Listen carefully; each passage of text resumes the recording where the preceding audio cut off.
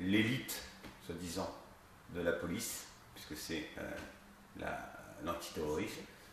Et on voit avec quel brio ils ont mené cette affaire, avec quel talent, d'autant qu'il faut quand même rappeler que ce sont les mêmes qui alertaient et qui ont survendu au ministre de l'Intérieur de l'époque, qui était très content d'acheter cette version, à savoir que la seule menace terroriste réelle qui existait en 2008 et dans les années à venir était la menace dite d'ultra-gauche, la menace de l'ennemi de l'intérieur, la lutte armée, la guérilla, et qu'il fallait concentrer toutes les forces de renseignement sur cette mouvance, que c'était le véritable danger.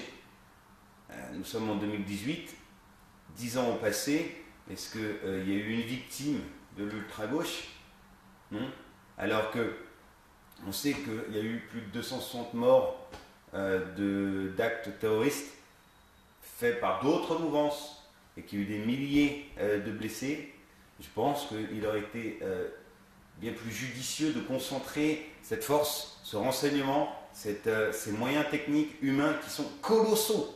Je rappelle que l'enquête de Tarnac a coûté plusieurs millions d'euros à mobiliser des dizaines de fonctionnaires de police. Vous vous rappelez qu'il y a 10 ans, il y avait 150 personnes qui étaient arrivées à Tarnac. Je crois qu'ils auraient été plus utiles s'ils avaient été affectés à d'autres services et à d'autres recherches.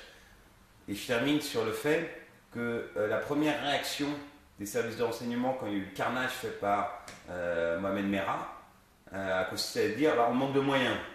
C'est normal, si vous mettez tous vos moyens à la recherche de chimères ou à la construction de faux terroristes, il est normal que lorsqu'il y a des vrais dangers, il y ait moins de monde, voire plus personne.